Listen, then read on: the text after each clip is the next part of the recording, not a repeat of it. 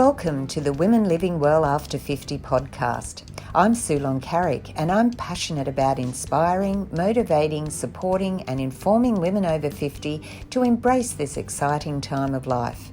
Health and wellness in mind, body and spirit are the foundations for living well, but there is so much more to a life well lived. Each week, through conversations with my guests, I'll be presenting topics that will help us all to live well and enjoy life. So join me as we discover new ways to become women living well after 50. Are you ready to start living? What are you waiting for? Let's get started. Welcome to another episode of the Women Living Well After 50 podcast. I'm Sulon Carrick and it's lovely to have you join me. Now today I'm going to be interviewing an author of a new release book called To Everything There Is a Season. It's a fictional book and I've read it and I found it very entertaining, but also there were quite a few messages that we as women over 50 in particular can take note from. And so I'm going to be talking to Julie Conrad today. She lives in Cheshire in the UK, and when she isn't writing novels, she enjoys painting with acrylics and is a member of the Altrincham Society of Artists. Now, Julie's a retired social worker and regulatory inspector and was also a practice teacher in training of student social workers. She's featured in the Manchester Evening News and Wigan Observer and has been interviewed a number of times on local radio stations. Now, we're going to be talking about Julie's new book, but also not just from a fictional point of view, but from the different women characters in the book and how we can relate to them in real life. So let's go and join the conversation. Welcome, Julie. It's lovely to have you join us on the Women Living Well After 50 podcast. Oh, thank you very much for inviting me. Well, I was saying in the intro about your new book, which I said was coming out, but it's actually out now. It came out at the end of May, which is exciting. And the book is called To Everything There Is a Season. And I have read it and I found it very entertaining. But as I said in my intro, there were a lot of take-home points for us as women in daily life. So we'll get to that in a little bit. But before we start, I'd love you to just share a little bit about yourself and your background and how you came to writing and also to write this book. Okay. Well, I had a 30-year career in social work and I worked in the London boroughs. That's where I did my degree and social work qualification. And then for the last 8 years of my career, I was a regulatory inspector. So we inspected care homes and wrote reports on them biannually. And I took early retirement and I took up painting initially, acrylic painting, which, you know, I now do. I'm part of the Altrincham Art Society. And it was at the start of lockdown when we knew we wouldn't be able to go out or go anywhere. I suddenly decided I'm going to finish a book that's been sat in a box for 30 years. In 1990, wow. In 1990, I did a draft of High Places, and I also did a draft of Demons, 2 books that I've self-published. But High Places was the one that initially drew my attention. And I thought, you know, it's been sat there all this time. I've time to do it. I'm going to get the manuscript out. I'm going to polish it up and I'm going to publish it. So I did. But the surprising thing was, whereas I just thought I'd be doing the one book and then, you know, I'd achieved the objective, I found I couldn't stop writing. And the writing has eclipsed the painting. And since 1999, it would have been 2019, wouldn't it, the start of lockdown, I've actually written 7 books and I've got a draft on my computer now, 83,000 words for my next novel. So it's just become a real passion. It was something all those years ago I wanted to do, but with work and life and, other commitments, it just seemed a bit of a pipe dream, but it's just been amazing. It's amazing. You've had it there, which was great. You kept it for all that time, but also obviously it wasn't the right time then, and No, then the opportunity presented itself with lockdown, and that's opened up a new career for you, which you thought probably you would never do. that's right. That's right. And it's so true that, what can appear as a negative can actually be turned into a positive. Mm, Um, mm, and I'm a great believer in that. I mean, so many people fear change, and unless it's bereavement and loss, um, you know, of people you love, I think a lot of change that is thrust upon us can actually be a turning point in your life to mm, reassess your values, your thoughts, and to clear out what no longer serves you, those old ideas and those, especially ideas about ourselves, um, and just to really find out who you are, and it can just take you to new places. I want to come back to that point when we talk a little bit about the characters. Yes, But I do want to say, where did you get the inspiration for the title for, To Everything There Is a for Season? everything. Right. Well, initially it was going to be called to every dog does every dog has have its day. It's that old saying, every dog has its Mm, day. And of course, the old saying about everybody has 15 minutes of fame, all these sort of cliches. And I thought to myself, I looked around at people I've known and friends, and I noticed how some people who had a lot of joy in their early life when they were married, having children, they latch onto that as their happy time. And where they say celebrated Christmases and birthdays and no longer do that because they can't be bothered. And I suddenly thought, wow, this dog, me, is having its day now, mm, because my life's been mainly career and, building a life. But it was only in retirement that I could actually sit down and appreciate the world around me and nature and my dogs and my husband and so on and so forth. So that was the initial title. And then I thought, I think it needs to be something gentler and more soulful. So I mm, decided on To Everything There Is a Season, because I do think, even if people don't recognize it at the time, I think we all do have a special time in life, and we don't appreciate it too much later on. But I just feel fortunate that I appreciate, my mm, time now. mm. And that's the thing, though, with a lot of things, our season, we might have had different seasons throughout our life, but that doesn't mean that we're not going to have wonderful times in the future either. And I think that, Absolutely. you're living that now, and you've Yeah. got this whole creative side that you've always had probably, Mm, but now is the time, now is the season for you to be able to bloom with that. And yes.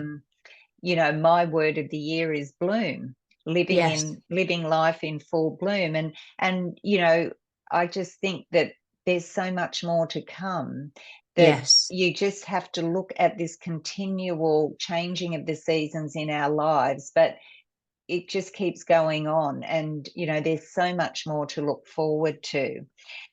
So let's talk about the book, because, like you were talking, we've got Ivy and Georgie and Clara, and we won't give too much away because we want No. people to read the book, but it's more about how women can identify with who they are. So, Yes. tell us a little bit about, those three characters and how you feel that they relate to women in general. Right. The interesting point about the three women is the generational difference between Ivy and Georgie and Clara. Georgie and Clara women in their 30s, whereas Ivy's a woman in her 40s. And I think lots of women, certainly from previous generations, have lived with parents and cared for parents as they got older, and maybe had lived very sheltered lives. And this was the theme I took for Ivy, where she was very almost smothered with love and protection, which unfortunately becomes control. And like lots of women, she'd never questioned it. She saw other people having a life out there, her own peer group, but her life was living with mum and dad and their family unit and going on holidays together. And then when her father passed away, it was just Ivy and mum. And I think not so much now in the world we live in now, because I think people are more self-aware, but certainly, in generations back, women really just accepted their lot and thought, this is me. And had an idea of who they were and never really found out, what their full potential was.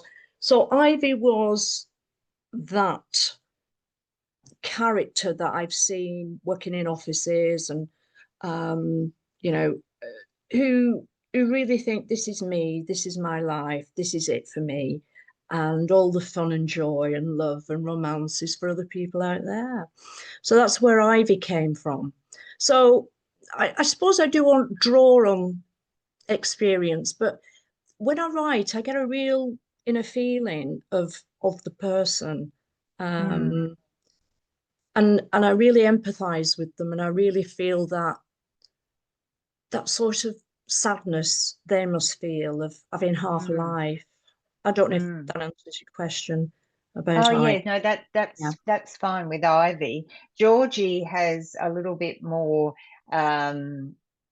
confidence about her, but as you Yeah. say, she's probably 10 years younger than Ivy, and she's in a different situation altogether. Yes. Yeah. She's got her own business for a start, so she's more of the modern woman, Modern woman. but still Yes, having her issues. absolutely. And George's issues are the sort of male partners she attracts or she is attracted to. So Georgie, although she's good businesswoman, has her own salon, this, that, and the other, there's an immaturity within her that seems to attract men that are going to let her down, but she feels she can change them. She feels she should nurture them, um, and and it's like with a lot of people, even though it doesn't work out with one person, they might be in a relationship, they seem to seek out another person who's very similar to the one that it didn't work out with. They seem to seek out a type, and it's about Georgie becoming aware of that, and people in general becoming aware of my relationships don't work out. Well, why? Because you're being drawn to the same type of person. And don't they say the definition of madness is keep doing the same thing, getting the same result, and asking, why has this happened again? It's about really reassessing and reevaluating who you are, what you want, and you know, and looking for something different in a person, but also accepting that what you're finding in that person might be something that's missing in yourself. Maybe, these people you attract are a bit more carefree, and that's what's lacking in your own psychology. It's about learning to grow yourself and meeting those needs yourself. Yeah, but also with Georgia, I think she did grow, and She having the did. courage, to make changes that she felt she needed to make, which weren't Yes. easy. Yes, definitely. And I think that's something that a lot of women, most women who do find out who they are, you have to take a calculated risk in life, and you have to Mm, You have to say, well, okay, um, if you're in a long marriage, okay, I won't be as comfortably off. I'll have to live in a smaller apartment. I'll have to, but by goodness, from personal experience, once you're on your own and you're making your own decisions, all the joy outweighs all those materialistic, Mm, mm. what I call traps, basically, miserable in comfort or free in, less financial stability. So, Mm, but it's mm. all down to the individual, and it's all down to how much life, love, and freedom means to the person. Yes, yes. And of course, there's Clara, who I felt was probably a bit younger than Georgie even. Yes, yes, she is So slightly, yes. yeah, so she was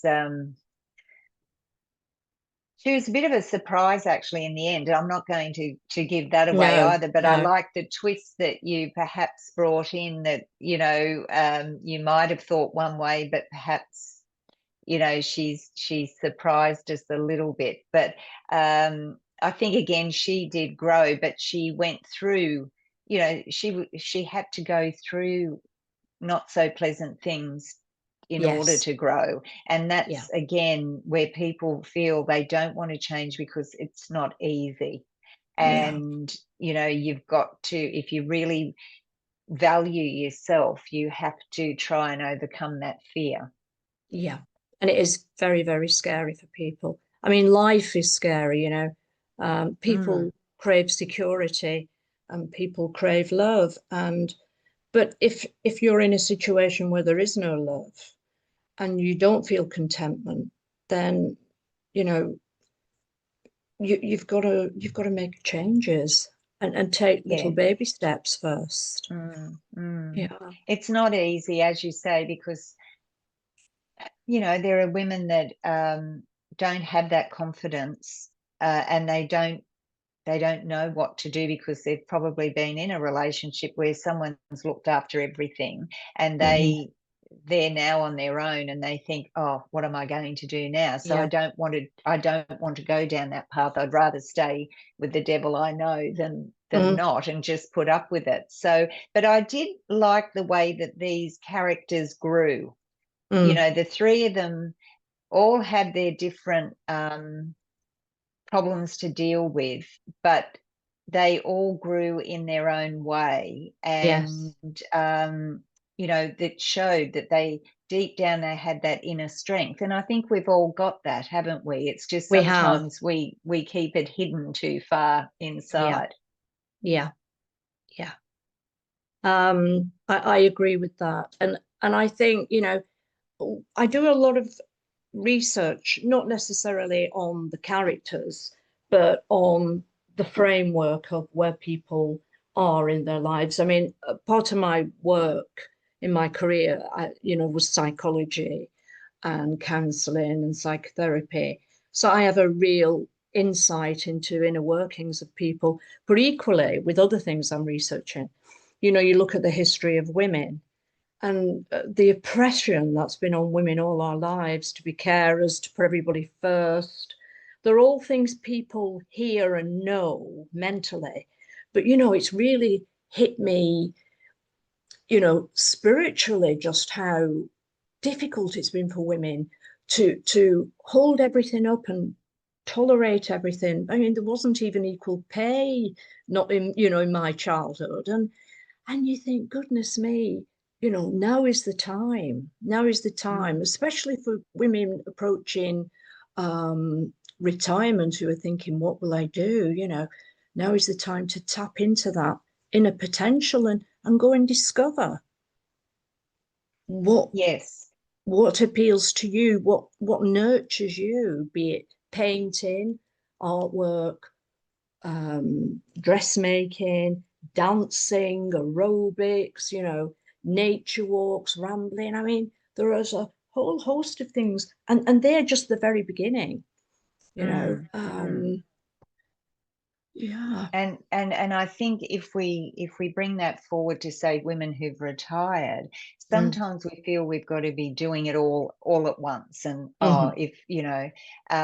but I think it's also important to maybe have little trial runs and say, oh, I Yes. might like to do that, and then do it. But Yeah. you might find, oh no, that's really not what I thought it would be, and be honest enough with yourself to say, well, that's okay. I've tried Yeah. it. It's not really for me. Yeah. I haven't failed at it. I'm just going to try No. something else. And you Yeah. will eventually find those ways to whatever fulfills you, whatever fills your Yeah. bucket, sort of thing. Yeah. And but I think that we sometimes get a bit scared when we retire because we're out of our comfort zone, especially if we've had a long career. Like, look at Hmm. yourself, Mm. working for 30 odd years, Mm. and then in another career as well, and then lockdown. But Mm. I think we feel, oh, we've retired and I've got to be doing something every day, all day, otherwise I won't be Mm. fulfilled. It's Yeah. more about what you said about finding those things that really light you up, that you're going to feel fulfilled with. Absolutely. Yeah.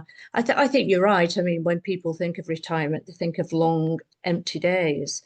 But we're all different, aren't we? I mean, for me, Mm, even from being 18, I remember I joined a gym when I was 18, and I'm 65 now, and I'm still going to the gym and I'm still on the treadmill.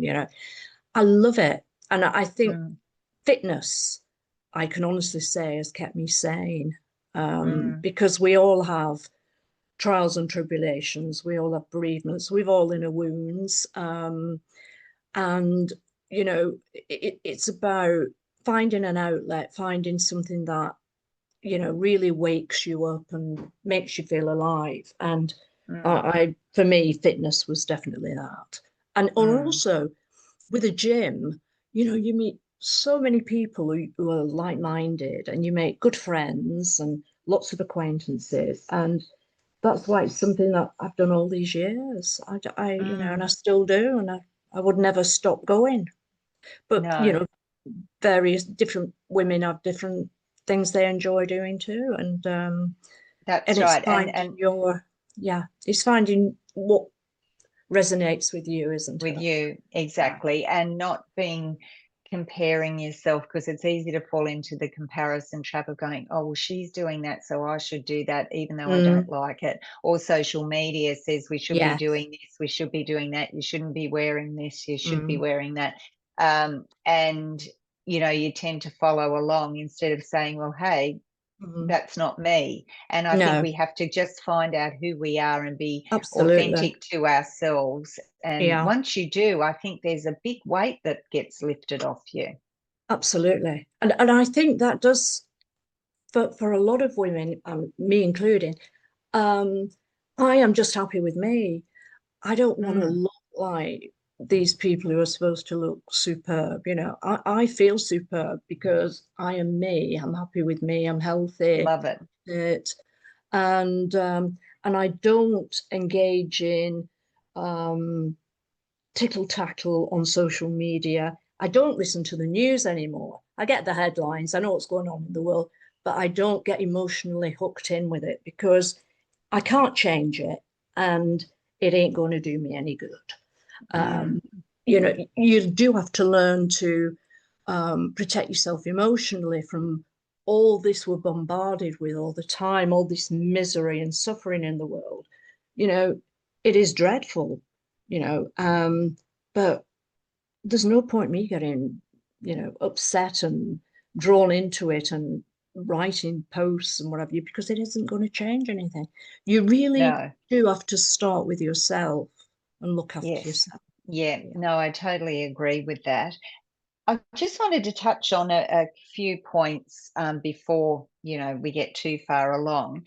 Now, we talked about the inner strength of the girls and Yes. the women, and how that sort of can translate into everyday life, but the network as well. Like Ivy had spent a lot of time pretty much isolated. And then Yes. she meets Georgie, and again, I'm not going to give it away, but the kindness I think that Georgie showed her, I got quite emotional really, because I thought it was just wonderful the way that women can lift, we can lift each other and we can Yes. help each other. Yeah. We're not all there trying to pull each other down. And it's just so lovely to see women, and Georgie with supporting Clara as well. Um, Yes. so Georgie sort of became that figure that she was there. She was that person that you turn to in your friendship group when you just need someone. And she was in that way such a caring person, I thought. Yes. Yeah. I mean, So, she's quite central to the other two characters, mm, without getting too embroiled in their lives. But she's like an anchor. The other two are cast adrift, and she sort of holds them down, holds them, safe and steady. Um, yeah, yeah, that's a lovely point, actually. yeah, I think that they were, um, even though they didn't socialize or things like that, but just their connection, I think, Yes. was lovely to see. And that initial connection, as I said, I just felt, oh, that's so lovely. Yeah. And I really took Georgie to heart there. The other thing I just wanted to bring out too is for someone like Ivy, she got to a point where she just didn't want to be invisible anymore. And Mm, she'd, but for her, that would have taken courage, because she would have had no self-confidence, always second guessing herself because of the way she'd been brought up, and the way she'd lived. And it was so lovely to see her blossoming, but mhm. she was afraid to. She'd do a little bit and then Yes. she'd probably feel guilty. Oh, maybe I shouldn't be doing this. So it's the way that some women who have felt invisible for quite some Mm, time, it's not easy then to say, well, I don't want to be invisible anymore. It's not easy to put yourself out no. there. No, it's not. No, but that there has to be something that I feel is so important to you. Um, you can't just out of nowhere just think I'm not going to be invisible and I'm going to do this, that, the other, because it's so Mm, superficial and out there. But I think for Ivy it was this longing for love and being reacquainted with Angus mm, and mm, and realizing all, she'd lived a lie all those years, that what she thought was true wasn't true. She'd had this terrible betrayal from someone she loved and trusted so much. And I think the anger was what really propelled Ivy mm, into movement, into getting mm. out of that shell. And yeah, I think it was the anger. Yeah. Yes, I'd agree with that. I think she'd had enough, and she just got to that point. But as you say, you do have to get to a point where you just say, You I'm not do. going to take it anymore. I'm Yeah. not doing this anymore, or whatever Yeah. it is. But you reach that tipping point where you do then eventually go ahead. And the anger would have helped her, I think, because Oh, sometimes when absolutely. you're angry, it gives you that courage to just It does. do things. And a character like Ivy, who's pushed everything down all those years, all her feelings, all Mm, her thoughts, mm, and then suddenly realized this betrayal, this ultimate betrayal. My goodness, there was anger for so many things, so many layers of anger. mm, Um, mm. but it really, really propelled her out there. Um, but I do, it, like you mentioned Georgie, but also Mrs. Lamper, who comes into the story as well. You do need some guidance. You do need to feel anchored to someone, and even if it's only a little help from someone, it really makes a massive difference to someone who's alone. Oh, Yeah. yes, totally. To know that you've got some sort of support or someone in your Yes. corner, Yeah. and that you aren't necessarily completely alone. But yeah, so I thought the story, when I first started reading it, I thought, oh yes, okay, I'm enjoying this. But as I got into it, there was so many more layers to each of the women, Yes. so many more things that I thought, I can really relate to that, or um, I know someone who would relate to that part, and I just felt that it was just more than just a fiction book. Oh, There's so yes. much Yeah. more that we could have, we can take away from it, and Yeah. I think that's the thing. We need to look at this book when we're reading it, not just as a fiction book, but to really dig into those characters and sort of think about them as women and Yeah. relate it to women Yeah. outside. Yeah. Yeah. I mean, when I write, I mean, time flies by, hours fly by, and I'm not just thinking up here about the story. It really does come from the heart, and I really do connect with the characters. Maybe there's a little bit of me in some of them.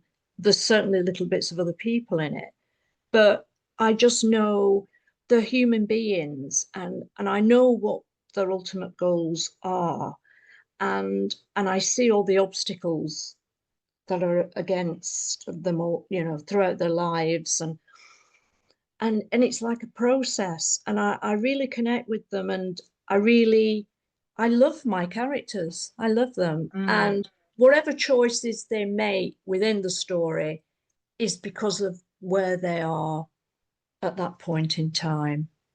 mm, I never know when I start writing what's going to happen. I never know how it's going to end. It really is a process. It just sort mm, of shapes itself. I mm. couldn't sit down Yes. and plot a story. I couldn't No, plot a no. It's all I've it's all feeling. Yeah. well, I've got a friend who's an author, and Uh-huh. she writes the same way. And I think Yeah. to myself, I don't, well, I've never tried to write a book, so I'm not going to say never. But Never. um, to me, I sort of think, oh, perhaps I would have to know what happens and who's doing what and that sort of thing. And she says, when I'm writing, I never know what's going to happen. It just sort of evolves. And It I does. think It that's does evolve. amazing. Yeah.